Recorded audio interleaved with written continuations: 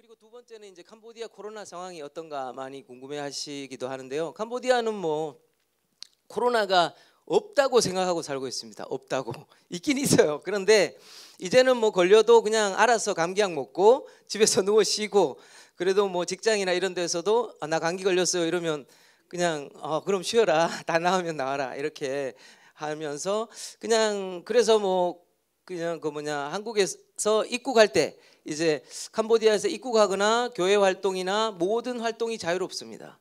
네. 그래서 지금은 뭐 캄보디아는 그냥 저희는 코로나가 끝났다 이렇게 얘기를 합니다. 네.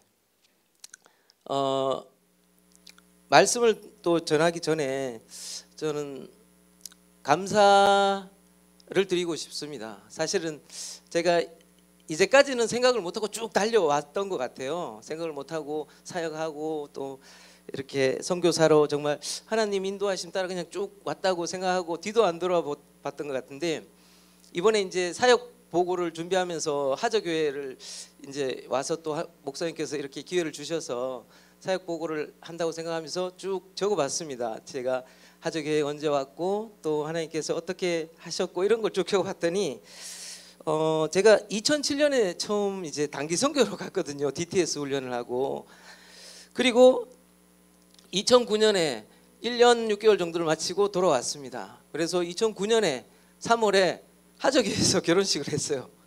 아시는 아마 권사님들이나 다 아실 텐데, 그때 정말 교회 모든 분들이 축복해 주시고, 그래서 저희가 여기서 하저 양권사님 댁이 2층 아직도 있더라고요. 거기서 6개월을 살았어요. 6개월 살면서 이제 교회 섬기고 하다가 다시 장기 선교사로 부부가 같이 9월에 나갔습니다. 그렇게 평신도 선교사로 하저교회에서 기도해 주셔서 또 파송해 주셔서 평신도 선교사로 만 6년을 가 있었더라고요. 딱 하나님께서 정말 기가 막힌 타이밍에 또 6년을 채우고 안식년으로 나올 때 신학을 또 공부할 수 있는 기회를 주셨고, 그래서 아쉽지만 교단은 다른 교단에서 신학을 공부했습니다. 그리고 2020년 목사 안수를 받고 다시 2021년에 이제 캄보디아 들어갔다가 2년 만에 지금 나오게 되었습니다. 그 횟수를 이렇게 보니까 15년 동안 하나님께서 정말 하저교회를 통해서 저를 이렇게 만들어 가신 그런 하나님의 일하심이 보이더라고요. 준비하면서 그냥 제 안에 그냥 이렇게 뭉클함이 있었고, 또 하저교회에 대한 감사와 또 하나님께서 정말 하저교회 같은 좋은 교회, 정말 하저교회 같은 따뜻한 교회를 통해서 저를 훈련시키시고 또 사용하셨음에 너무도 감사했습니다. 저는 이제 신학 공부를 하면서 한 교회가 굉장히 이렇게 제 마음속에 들어왔어요. 그게 어떤 교회냐면 오늘 말씀해 보신 바로 안디옥 교회입니다. 안디옥 교회.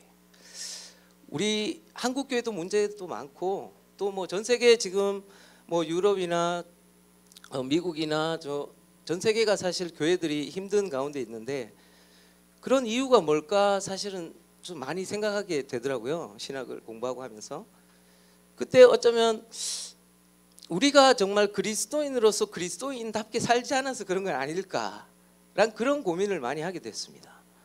그러면서 초대교회 가운데 안디옥 교회에 대한 내용이 사도행전에 나오잖아요. 그 내용들을 보면서 정말 이런 교회가 하나님이 원하시는 교회가 아닐까 하는 그런 생각을 굉장히 많이 가졌습니다. 그러면서 저도 저를 파송했던 교회에 제가 회심하고 또 정말 예전에 총각대 교회에서 이렇게 사역 열심히 하고 섬길 때는 하저교회 장로가 되고 싶었어요. 제가 사실 이번에 청소년 수련회 가서 제가 그런 얘기를 했습니다. 제가 하저교회 장로가 되고 싶었는데 하나님께서 그렇게 캄보디아로 끌어가셔가지고 지금껏 쭉 캄보디아만 바라보게 하셨던 것 같다고 그렇게 우리 청소년 친구들한테 간증을 했었는데, 저는 하조교회가 안디옥 교회 같다는 그런 생각을 가끔 가져요. 하조교회 생각하면 안디옥 교회 같은 그런 마음을 갖습니다. 물론 저는 뭐 사도 바울과 비교할 수도 없는 사람이지만 그냥 제 안에 정말 하조교회가 그런 교회 같다고 그런 생각이 듭니다. 그래서 성경 말씀에 있는 안디옥 교회가 어떤 교회인지 우리 오늘 이 시간에 한번 살펴봤으면 좋겠습니다. 안디옥 교회 설립 배경을 쭉 보면 아마 뭐 우리 성도님들 다 아시겠지만 스데반 집사 순교 이후에 아주 큰 환란이 왔잖아요. 그때 흩어진 그리스도인들이 이제 다른 지역으로 많이 흩어지게 되면서 안디옥 지역까지 그 그리스도인들이 갔던 거죠. 그래서 거기서 처음에는 유대인들에게 복음을 전하면서 그 안에 이방인들에게도 복음이 전하게 되고 안디옥 교회가 세워졌습니다. 그때 예루살렘 교회에서 안디옥에 교회가 세워졌다는 사실을 알게 되었고 그곳에 파송했던 한 사람이 있었죠. 예루살렘에서. 그 사람이 바로 바나바였습니다. 바나바. 성경에 보면 바나바는 성품이 착하고 온유한 사람이었다라고 그렇게 나옵니다. 게다가 사역을 능력 있게 할 수 있을 만큼 성령과 믿음이 충만한 그런 사람이었다고 성경에서 말하고 있어요. 뿐만 아니라 바나바는 굉장히 겸손한 사람이었어요. 그래서 그 당시에 고향이었던 다소에 있던 사울을 불러서 함께 안디옥 교회를 세워나가기 위해서 연합사역을 시작한 것이죠. 그렇게 교회에서 바나바와 사울이 말씀을 가르쳤다고 성경에서 나옵니다. 그들에게 말씀을 성도들에게 말씀을 가르치고 오래지 않아서 안디옥 교회 그 안디옥 교회가 그 당시 수리아의 수도였거든요. 엄청난 큰 도시였다는 거예요. 근데 그 도시에 많은 사람들이 믿지 않던 사람들이 안디옥 교회 성도들을 그리스도인이라고 부르기 시작했다는 거죠. 그런데 우리가 그냥 지금은 일반적으로 그리스도인이라 하면은 예수 믿는 사람 또 기독교인 뭐 이런 식으로 생각을 하는데 그 당시 그 그리스도인이란 말은 안디옥 사람들에게는 조롱하는 그런 말로 쓰였다는 겁니다. 우리나라에서도 예전에 이제 밖에 믿지 않는 사람들이 교회 다니는 분들을 예수쟁이라고 불렀잖아요. 예수쟁이. 사실 쟁이란 그 말은 약간 낮춰 부르는 말이거든요. 좀 무시하는 그런 말입니다. 그 당시 그곳 안디옥 지역이 그렇게 경제적으로 부유하고 수도였기 때문에 당연히 경제적으로 부유하고 또 부유한 만큼 쾌락도 엄청 난무했던 그런 지역이었죠. 그런 쾌락과 또 풍요가 있기 때문에 그 안에 우상들도 가득한 그런 곳이었다고 학자들은 이야기합니다. 그런 곳에서 안디옥 성도들은 세상의 방식을 따르지 않고 하나님의 말씀에 순종해서 절제 있고 청빈하고 또 깨끗한 삶을 살았다는 겁니다. 그런 그들의 모습을 보고 안디옥 사람들은 그들이 보기에는 좀 바보처럼 보였을 거 아니에요. 목과 풍류도 모르고 놀 줄도 모르는 그런 사람으로 그리스도인이라고 불렀다는 겁니다. 한마디로 변종 같은 그런 사람으로 불렀다는 거죠. 그러나 우리 그리스도인 입장에서 볼 때 안디옥 성도들이 정말 하나님 말씀을 배우고 그 말씀대로 살기 위해서 그들은 세상 사람들과 구별된 그런 삶을 살았다라고 우리는 인식할 수 있다는 겁니다.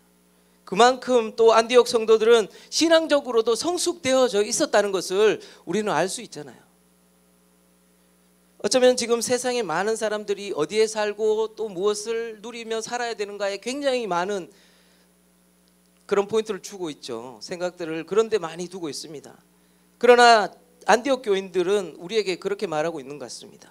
우리가 어디인가에 사는 것이 중요한 게 아니라 어떻게 사느냐가 중요한 것이다라고. 저는 그런 안디옥 교회 성도들과 같은 그런 삶을 거룩한 삶이라고 말하고 싶습니다. 거룩한 삶은 자신의 생각과 그런 의지를 따라서 살아가는 것이 아니라 하나님의 말씀과 성령의 인도하심을 따라 살아가는 것이죠. 그런 사람을 우리는 성령 충만한 사람이라고 부릅니다. 또 그런 사람이 모여있는 곳을 성령 충만한 교회라고 우리는 부르죠. 안디옥은 바로 그런 성령 충만한 교회였습니다. 성경에서 안디옥 교회에 대한 내용을 몇 가지로 간추려 보면 첫 번째는 오늘 보신 말씀 1절에 보시면 여러 사람의 이름이 나옵니다. 그 안에 개인적 출신이나 성향은 다 달랐지만 그들은 예수 그리스도로 하나 된 교회였습니다. 그 안에 왕족도 있고 노예도 있고 흑인도 있었다고 학자들은 이야기하거든요. 그 교회, 안디옥 교회는 계급이나 지위, 계층이 없었다는 거죠.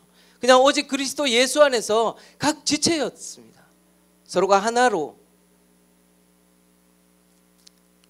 두 번째는 이방 선교의 기지가 된 교회였습니다. 2절에 보시면 내가 불러서 시키는 일을 위하여 라고 말합니다. 성령께서 이르시되 내가 불러서 시키는 일, 그리고 바나바와 사울을 지명합니다. 그리고 안디옥 교회 성도들은 그 말씀에 순종해서 두 사람을 파송하죠. 그렇게 시작한 전도와 선교가 지금 온 세계 기독교에 복음이 전해졌다는 것이죠. 그리고 세 번째는 주의 은혜로 자라가는 교회였습니다. 사도행전 11장에도 보면 22절부터 끝까지 쭉 안디옥 교회에 대한 내용들이 나옵니다. 거기 보면 23절에 바나바가 파송받아 안디옥 교회에 도착했을 때 바나바가 주님의 은혜를 보고 기뻐하였다라고 그렇게 말하고 있어요.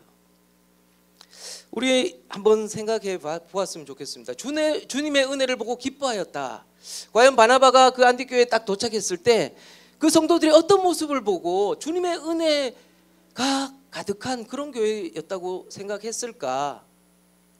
아마 우리 성도님들 다 속으로 지금 생각하실 거예요. 아마 그곳에 사랑이 있었고 배려가 있었고 기쁨과 감사, 맞습니다.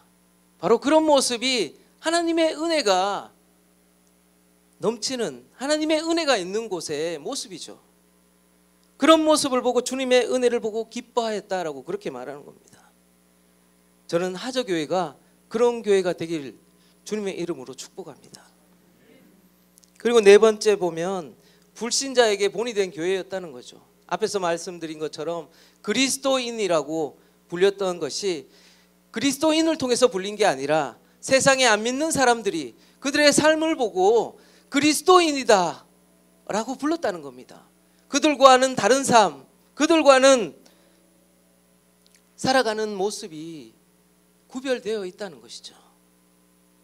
어떤 이들은 그렇게 조롱하고 비난했겠지만 그 안에 분명 그들의 삶을 통해서 예수님을 그들을 통해서 바라보게 되고 또 예수님을 믿고 구원받은 사람이 분명히 있었을 것입니다.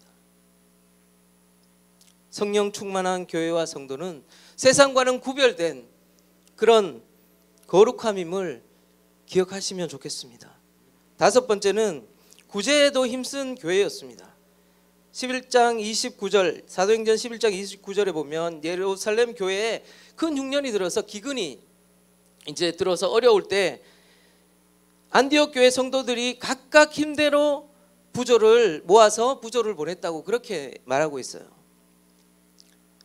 남을 도울 줄 아는, 또 섬길 줄 아는 그런 성도가 바로 온전한 그리스도인이고 하나님의 사람이라고 저는 믿습니다.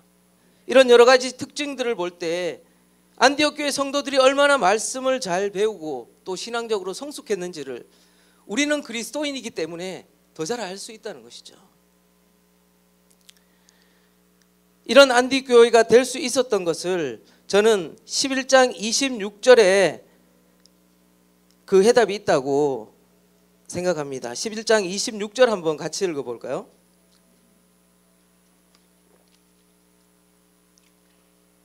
사도행전 11장 26절입니다.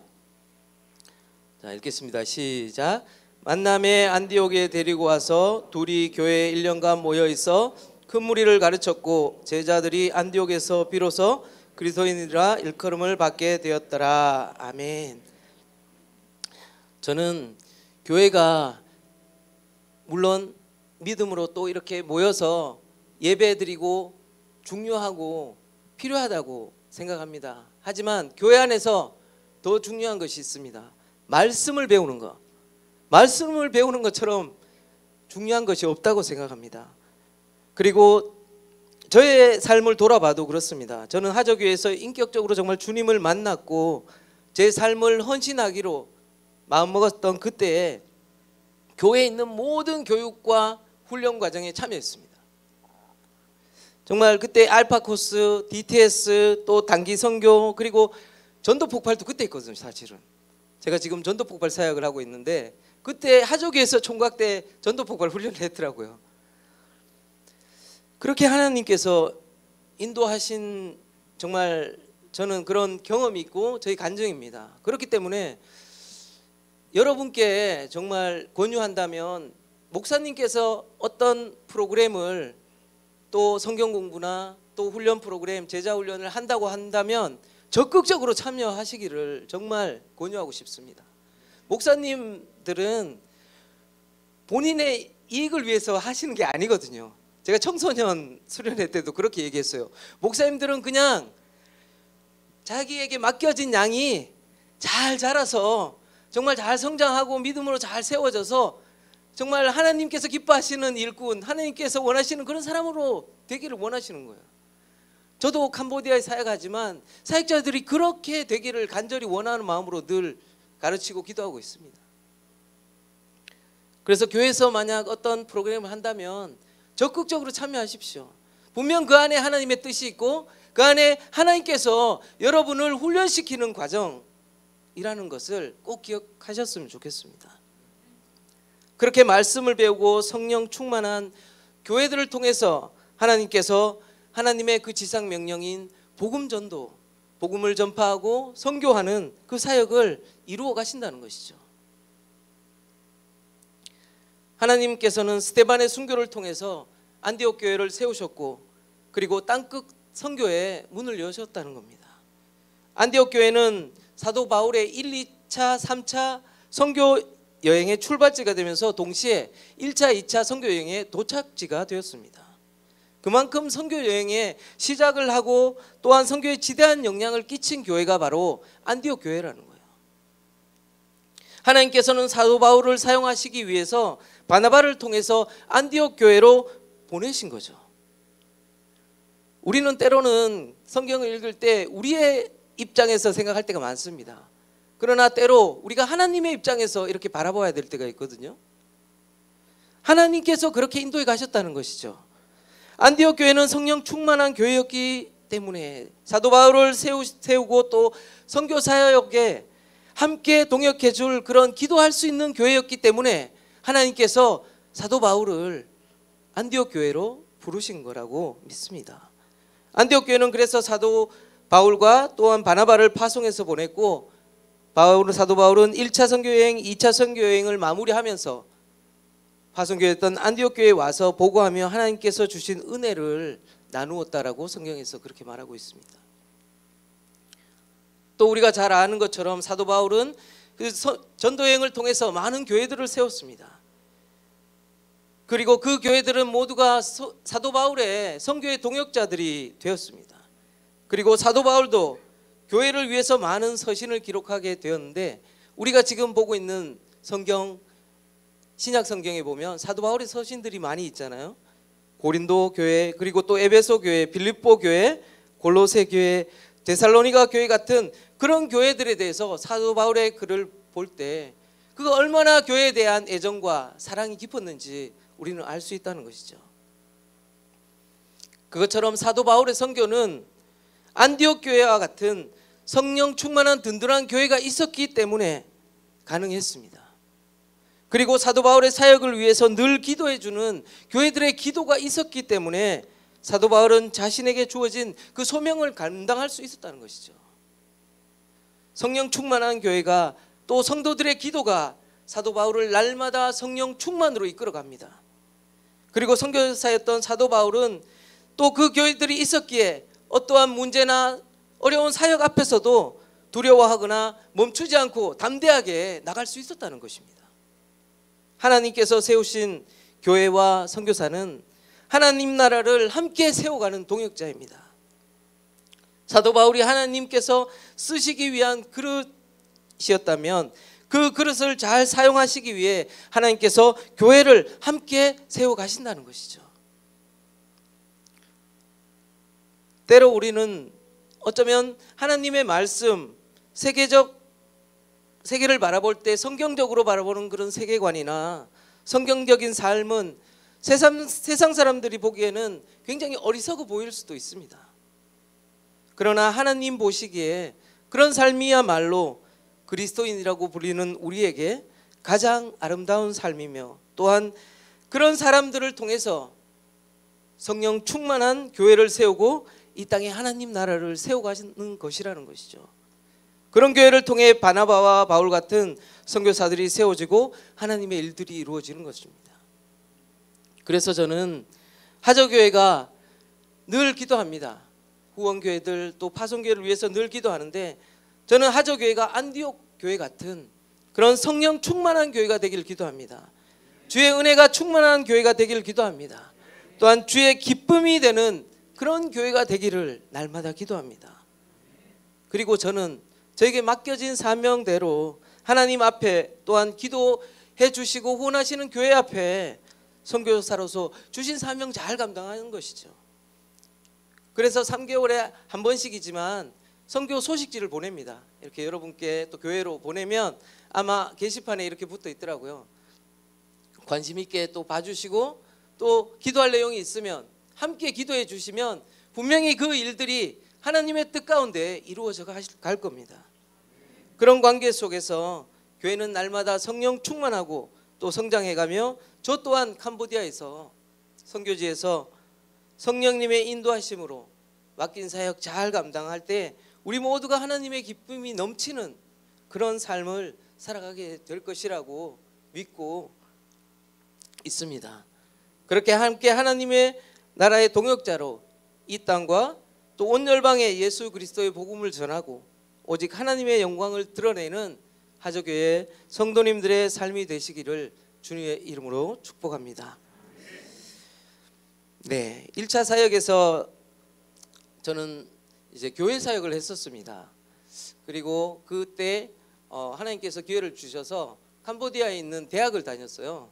그래서 언어에 그래도 조금 잘 할 수 있도록 하나님께서 기회를 주셨다고 생각하고, 또 1차 때 그렇게 교회를 섬기고 했는데 2차 때 이번에 들어가서는 저희도 그럴 줄 알았어요. 이제 교회 사역 또 하나님께서 1차 때 저희가 준비하고 그냥 저희 생각에 계획했던 일들이 있잖아요. 그런 일들을 또 맡겨주실 거라고 생각하고 들어갔는데 2차 사역에서는 전혀 다른 하나님께서 저희에게 일들을 맡기셨습니다. 그 사역들 내용들을 우리 함께 사진들을 보면서 잠시 제가 말씀드리도록 하겠습니다. 캄보디아 선교 보고 도성욱 박민희 선교사, 아까 목사님께서 소개해 주셨는데 아라 우리 우주 셋이 있습니다. 첫째는 이제 초등학교를 졸업했습니다. 원래 원래 졸업하고 이제 중학교로 올라가야 됩니다. 중학교 올라가고 이제 우리 우주는, 우리는 둘째인데 6학년 올라가고 셋째는 3학년 올라갑니다. 감사하게 저희가 그전 1차 선교 때는 없었는데 2차 선교를 들어갔을 때 한국 학교가 생겼어요. 한국국제학교라고 해서 한국어로 수업하는 그런 학교가 생겼습니다. 그래서 셋 다 정말 감사하게 적응하는데 아무 문제 없이 한국어로 공부하고, 그래서 첫째는 잘 마쳤습니다. 단지 이제 중학교가 없어요. 그래서 기도해 주시기는, 중학교가 없다 보니까 이제 둘째 셋째는 6학년까지는 쭉 갈 수 있는데 중학교가 없으니까 이제 중학교부터는 다른 학교를 찾아야 되는 거예요. 인터내셔널 스쿨이나 뭐 선교사님들이 하는 그런 학교에 보내려고 지금 기도 중인데 첫째 아라가 잘 또 중학교에 지나가고 적응할 수 있도록 기도 부탁드립니다. 네, 캄보디아 요즘은 뭐 이제 많이 아시죠? 어디에 있는 나라다 그런 거 다 아실 겁니다. 태국하고 베트남 사이에 있는 나라입니다. 네, 캄보디아. 네, 뭐 여러분 잘 아시겠지만 또 가보신 분도 또 하저교회는 또 많으시고, 캄보디아에는 앙코르왓이 굉장히 유명합니다. 이 사진은 앙코르왓에 이제 걸어가고 있는 승려들 모습인데 대부분 그냥 불교의 나라라고 이렇게 생각합니다. 태국이나 베트남, 라오스, 캄보디아 이 주변국을 대부분 불교의 나라다 그렇게 이야기를 하고, 제가 저기 기독교 2% 2007년이라고 이제 관로 안에 넣은 것은 2007년이 제가 처음 캄보디아에 갔을 때입니다. 그때 기독교 인구가 2%라고 했어요.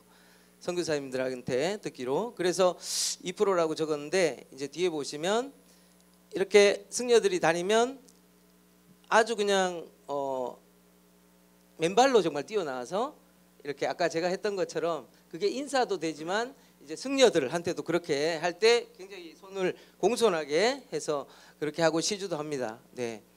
불교가 삶인 그런 나라인데 2022년 작년 이제 리서치 조사를 한 선교사님께서 발표를 했을 때 기독교 인구가 1.8%.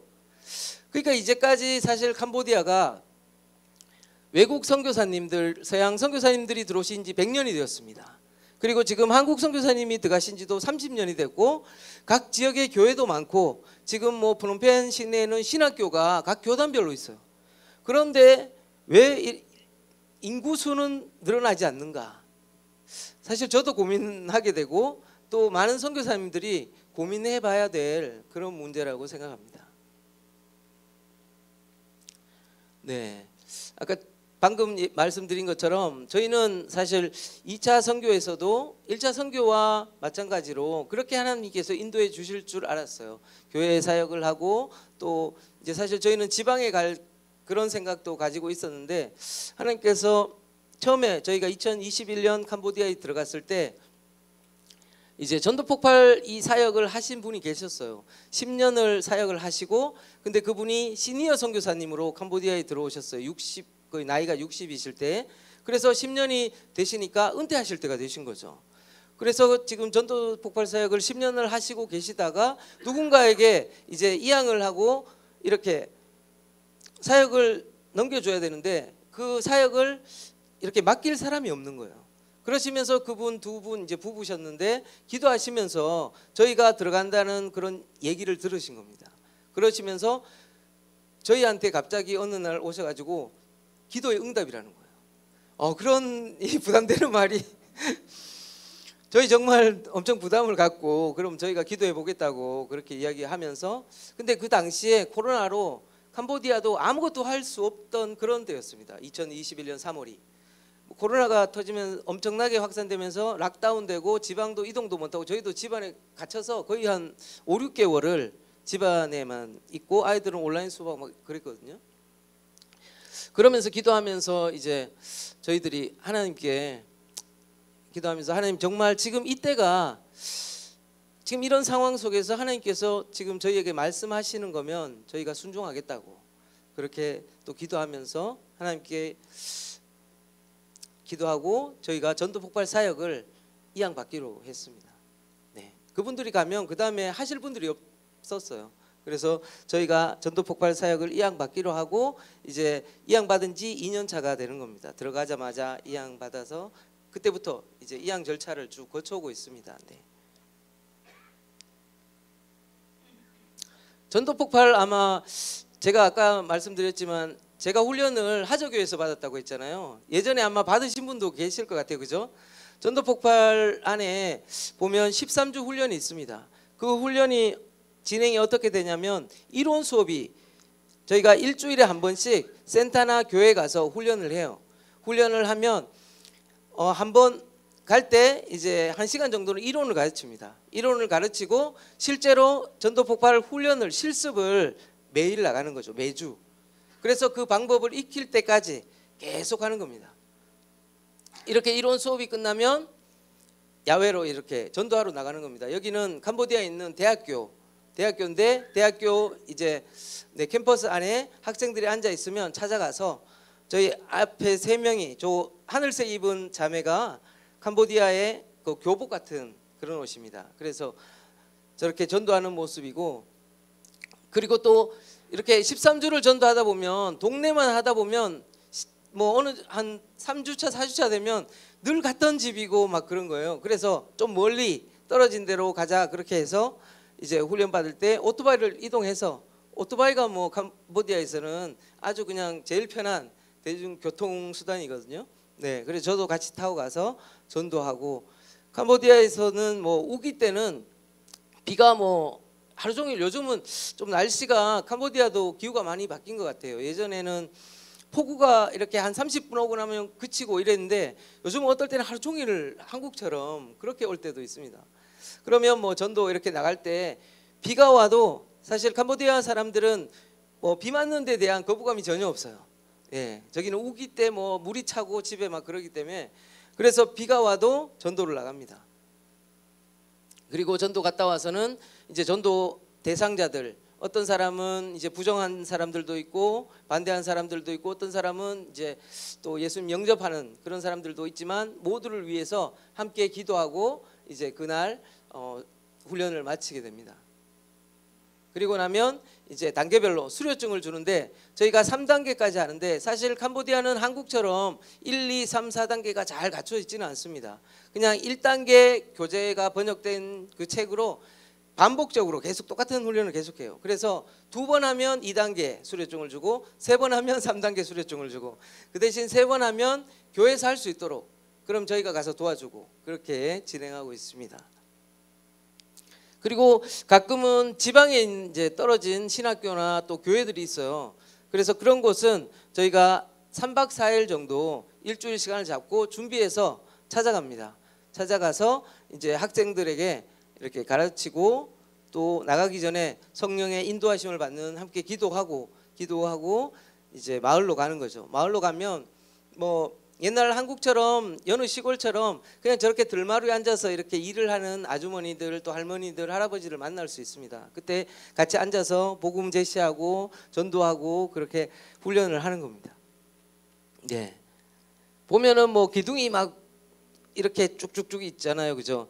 그래서 캄보디아는 아까 말씀드렸지만 우기 되면 어떤 지역 조금 낮은 지역이 대부분 많은 지역이 물에 잠깁니다. 물에. 그리고 물이 굉장히 비가 많이 오니까 물이 차고 하니까 대부분 집을 높게 짓고 그래서 우기 때 비 많이 올 때는 거의 2층에만 지내고 비가 안 오는 건기 때에는 저렇게 1층에 들마루를 해놓고 주로 생활을 많이 합니다. 저런 모습이 캄보디아의 대표적인 시골 모습입니다. 거기서도 이제 마치면 같이 또 수료식을 하고 저희 앞에 양쪽에 앉아 있는 청년들은 저희 사역자들입니다. 저와 같이 캄보디아어로 이제 전도 폭발 훈련을 진행하고 있는 사역자 2사람입니다.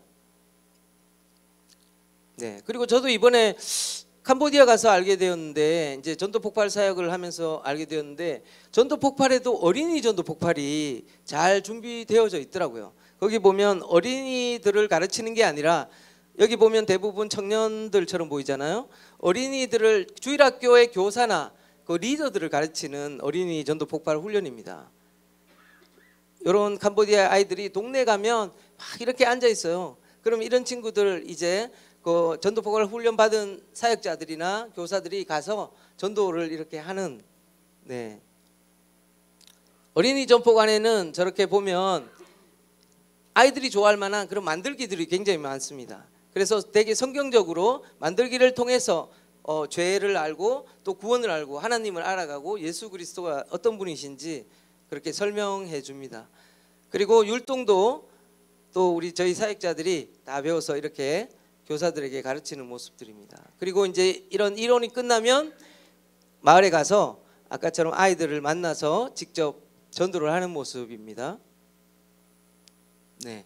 그리고 무엇보다 이번 2차 선교에서 저희가 정말 하나님의 인도하심이 많이 느껴진 부분이 이 부분인데요. 여기는 캄보디아 장로교 신학교입니다. 캄보디아 장로교 신학교 안에도 신학 안에도 전도학이 있습니다. 전도학. 그러면서 저희가 전도 폭발을 하니까 마침 제가 이제 신학교 들어갈 때 전도학 하시는 선교사님께서 이제 안식년을 가신 거예요. 그러면서 이제 저희와 아는 신학교 사역을 하시는 선교사님께서 저희에게 도송교사가 전도학 강의를 한번 해보면 어떻겠냐 그렇게 제의를 해오셨어요. 그래서 뭐 저희는 감사하게 또 사역을 맡겨주시면 부족하지만 또 맡겨주시면 감사하게 사역을 하겠다고 그렇게 해서 들어갔습니다. 전도학 강의를 들어갔는데 그 안에 여기서 있는 친구들이 신학생들이에요. 신학생들. 근데 이 친구들이 노는 친구들이 아니에요.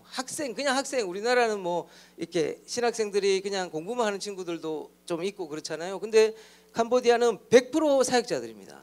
100% 그러니까 주중에 화요일 날 신학교에 들어와서 공부를 하고 금요일 날 다 각자의 교회로 가요. 뭐 부교육자가 아니라 그냥 각 담임인 거예요. 그냥 전도사처럼 지방 시골 교회. 그래서 훈련을 하고 가면 이 친구들이 가서 예배를 드리고 또 그 다음 주에 올라와서 공부를 하고, 그렇게 대부분 신학교가 진행이 됩니다.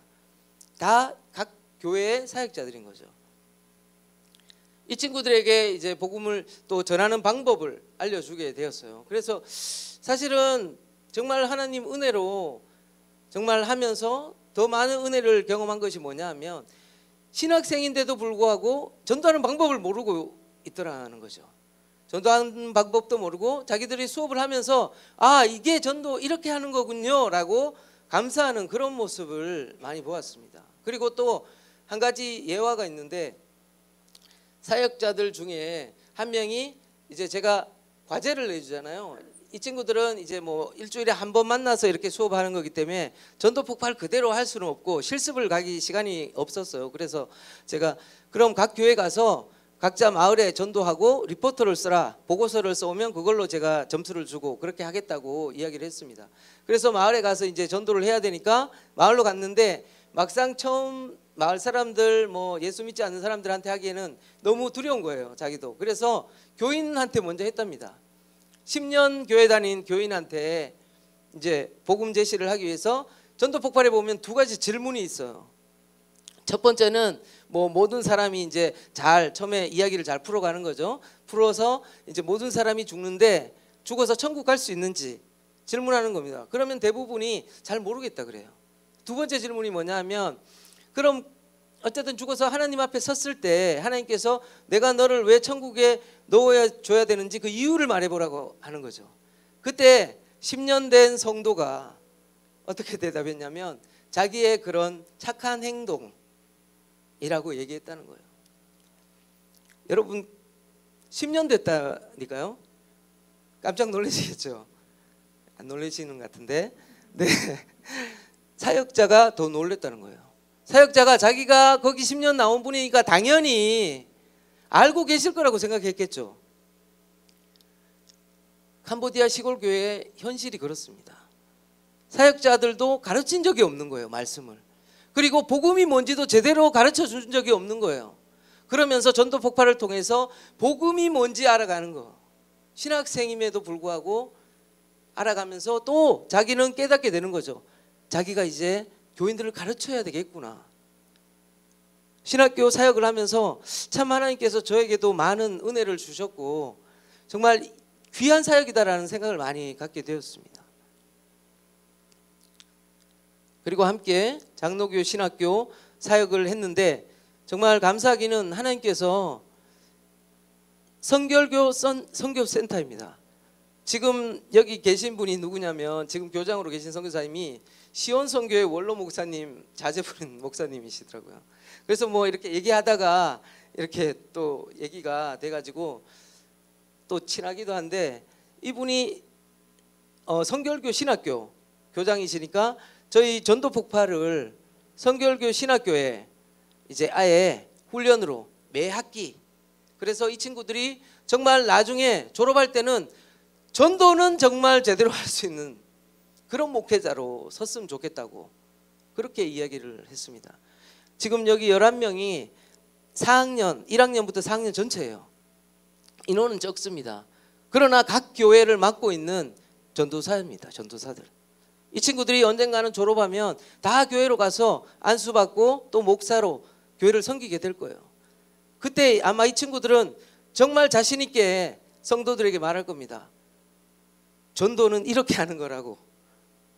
저는 그걸 믿습니다. 네. 그때 이제 졸업 수료식 하는 모습이고요. 네, 정말 부족한데 감사하게 하나님께서 아까 말씀드렸지만 프놈펜에 각 교단마다 신학교가 있어요. 이번 1월에 들어오기 전에 감리교 신학교에도 하나님께서 저희가 이제 복음 전도 폭발이 전도 훈련을 할 수 있도록 그렇게 길을 열어 주셨습니다. 저희하고 잘 아는 선교사님이 이제 신학교에서 강의를 시작하면서 저희를 또 누구나 사실은 선교사님들이 다 그런 마음은 품고 있어요. 사역자들이 전도를 해야 되고 교인들이 전도를 해야 되는데, 그런데 어떻게 가르쳐야 할지 사실 방향을 잘 모르시더라고요, 선교사님들도. 그러니까 저희 같이 기관 사역하는 전도 폭발 사역을 하니까 그냥 불러서 와서 가르쳐 달라고 하는 게 어떻게 보면 가장 쉬운 방법이겠죠. 네, 그래서 감리교 신학교에도 들어가서 이제 전도 폭발 강의하고 저희 사역자들이 또 훈련 시연을 전도하는 모습을 시연해 보이고, 그렇게 해서 감리교 사역자들도 신학생들도 그렇게 많지는 않습니다. 4학년까지 한 20명 정도 되는데 이 친구들도 다 동일하게 각 교회를 맡고 있는 사역자들입니다. 저희가 기도하기는 이 친구들이 정말 전도할 줄 아는 목회자로 잘 세워져서 캄보디아 땅에 정말 사도 바울 같은 그런 사역자들로, 또 그런 사람이 그 중에 한 사람이라도 나오기를 저희는 기도하면서 그렇게 가르치고 있습니다. 그리고 사역 내용을 한번 쭉 정리를 해봤어요. 또 이제 한국에 들어오면 사역 보고를 해야 되니까 사역 보고라고 생각하고 이제 쭉 한 2022년도 한 12번 정도 저희가 쭉 훈련을 했더라고요. 그러면서 이제 전체 한 113명 뭐 이렇게 쭉 있는데, 사실 이건 뭐 인원이 중요한 건 아닙니다. 그죠? 한 명이라도 정말 제대로 된 사역자 한 사람이 한 사람 세워지는 것이 더 중요한 것인데, 뭐 이렇게 보여드린 것은 이제 후원하시고 또 기도해 주시는 교회 앞에 제가 이제 놀고 먹지 않고 열심히 사역했다는 걸 또 보고 차원에서 보여드리셨습니다. 2023년에도 보시면 이제 쭉 나오지만 신학교들이 계속 쭉 있고요. 또 개교회 훈련이 신청이 들어오면 개교회 훈련 또 계속하고 그렇게 진행이 됩니다. 그래서 2022년 사역을 위해서 또 기도해 주시면 감사하겠습니다. 기도 제목은 전도 폭발 사역을 통해서 캄보디아 구석구석 모든 이에게 복음이 전해지도록 기도해 주세요. 특별히 제가 기도하기는 이제 저도 뭐 나이가 뭐 어느새 이제 성도님들 권사님들이 저 어렸을 때 30대 초반 중반 그때 이제 젊은 모습을 기억 많이 하실 텐데 뭐 거의 50이 됐습니다. 그러다 보니까 길면은 20년 이제 선교지에서 사역을 할 텐데 이 전도 폭발 사역이 잘 정착되기를 저는 기도하고 있습니다. 그래서 올 2023년을 이양의 첫 해라고 생각하고 지금 진행하고 있어요. 사실은 이 두 사역자가 있는데 굉장히 어려요. 20몇 살이고 둘 다 이제 20대인데 이런 친구들보다 기도하기는 저희가 한 사람 더 구하고 있습니다. 사역자를 좀 이제 뭐 나이가 약간 있어도 정말 이 전도 폭발이 사명이라고 생각하는 그런 사람을 만날 수 있게 정말 좀 기도해 주시면 감사하겠습니다. 그래서 그 친구를 이제 훈련시키고 같이 훈련하면서 그 친구에게 이양을 준비를 올해부터 이제 진행해서 이렇게 뭐 그 때가 언제인지는 저도 모르죠. 뭐 최대한 빠르면 좋겠지만 하여튼 그렇게 준비하려고 기도하고 있습니다. 그래서 이 친구들도 지금 열심히 하고 있는데 이 친구들과 또 한 명 더 구해야 되는데 그 친구를 위해서 누군지는 모르겠지만 분명 하나님께서 예비하신 또 사람이 있을 거라고 생각을 합니다. 그리고 저희 가정이 항상 주님을 바라보며 날마다 감사와 순종의 삶을 살도록 기도해 주시고 뭐 또 이제는 부모된 입장으로 또 아이들에 대해서 기도를 안 할 수가 없더라고요. 그래서 우리 생각나실 때 우리 아이들 아라우 우리 우주의 학업의 길을 인도해 주시고 또 믿음의 자녀로 잘 자랄 수 있도록 또 생각나실 때 기도해 주시면 감사하겠습니다. 저는 그렇게 생각합니다. 선교지에서 이제 15년을 정말 뒤를 아까 뭐 처음에 말씀드렸지만 뒤를 돌아보지 않고 달려왔다고 생각합니다. 그래서 그 15년을 달려올 때 늘 제 뒤에서 기도해 주셨던 분들은 하저교회 성도님들과 하저교회에서 청년 때 형님 하면서 이렇게 같이 지냈던 그런 우리 분들 또 권사님들이 계셔서 지금 제가 이 자리에 있다고 생각합니다. 그리고 앞으로도 또 계속 기도해 주시면 정말 부족하지만 하나님 앞에 그리고 교회 앞에 또 주신 사명 잘 감당하면서 함께 선교지 소식 전하면서 또 교회를 위해서 저도 기도하면서 그렇게 하나님 나라 세워가는 우리 하저교회가 되기를 주님의 이름으로 축복합니다. 이 시간에 함께 우리 기도하면 좋겠습니다.